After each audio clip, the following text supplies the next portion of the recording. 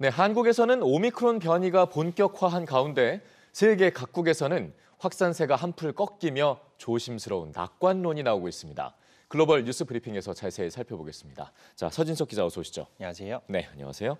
자, 듣던 중 정말 반갑디 반가운 소식이군요. 유럽에서 드디어 이 코로나 팬데믹에 대해서 확산세가 수그러들 거라는 전망이 힘을 얻고 있죠. 그렇습니다. 한스 클루즈 세계보건기구 유럽 사무소장이 어제 유럽에서의 코로나 대유행이 마지막 단계에 돌입할 기회를 잡았다고 낙관론을 내놨는데요. 근거는 세 가지입니다.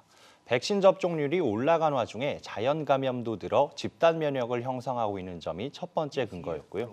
날씨가 따뜻해지면서 코로나 확산 속도가 늦춰진 점, 그리고 오미크론의 변이에 중증도가 낮다는 점이 이유로 꼽혔습니다. 하지만 지난 한 주 동안 유럽에서만 1,200만 명의 확진자가 발생해 주간 발생 기준 역대 최고치를 기록한 만큼 우려도 여전한데요. 낙관론을 제기한 당사자 클루즈 소장조차 지금 시기는 평화를 얻기 위한 휴전기라며 긴장감을 늦춰선 안 된다고 강조했습니다. 백신 접종과 부스터샷으로 면역력을 유지하고 시민 개개인이 방역 수칙을 끝까지 잘 지켜야 한다는 겁니다. 그러니까 이 시기가 지금 굉장히 중요하다는 얘긴데요. 근데 이 시기를 사실 잘 지키고 넘겨야 또 우리가 챙겨야 할 수 있는 것들을 챙길 수 있다고요. 그렇습니다. 그동안 세계 각국이 코로나에 의료 대응력을 집중하며 다른 질병에 대한 진단과 치료에는 소극적으로 대처해온 면이 있었는데요. 클루즈 소장은 오늘 세계 암의 날을 맞아 암에 대한 중요성을 강조했습니다. 유럽 지역의 전체 사망자의 20% 이상이 암으로 사망하고 있는데요. 하지만 지난해엔 코로나로 전 세계의 44% 국가가 암 진단에 어려움을 겪었고요.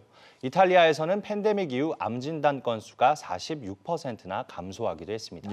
클루즈 소장은 다가오는 봄부턴 코로나에만 집중했던 의료 대응력을 암이나 만성질환 분야에 재배치해야 한다고 강조했습니다. 네, 코로나로 생긴 의료 사각지대 하루빨리 좀 메울 수 있어야 될 것 같습니다.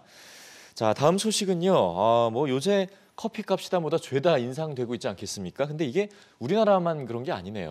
그렇습니다. 유엔 식량농업기구는 매달 세계 식량 가격 지수를 발표하는데요.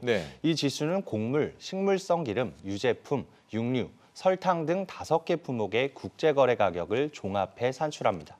지난달 세계 식량 가격 지수는 135.7을 기록해 2011년 이후 최고치를 기록했는데요. 기름과 유제품류의 상승률이 높았고 설탕의 가격 지수만 하락했습니다.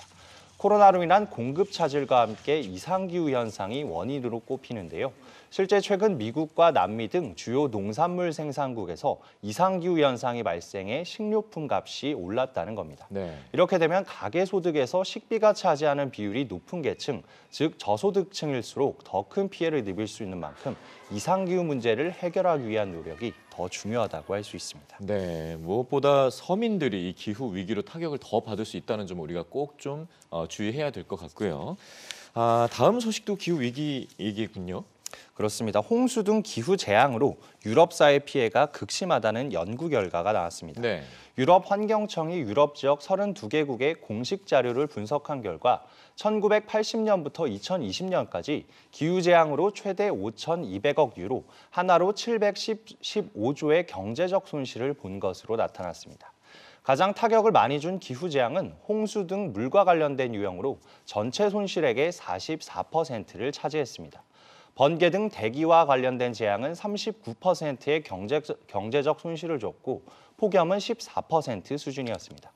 다만 기후재앙으로 최대 14만여 명이 사망했는데 폭염으로 인한 사망자는 전체의 90%가 넘었습니다. 이번 조사를 진행한 연구진은 극단 기후는 무작위로 닥친다고 말하면서도 기후위기로 인한 피해가 증가했다는 경향을 확인할 수 없다고 해서 기후변화가 없다고 말할 수는 없다고 강조했습니다. 연구진은 또 각국이 기후위기 여파를 줄이기 위한 대응 전략을 계속 모색해야 한다고 조언했습니다. 네, 기후위기 문제 정말 우리가 직면한 거 맞습니다.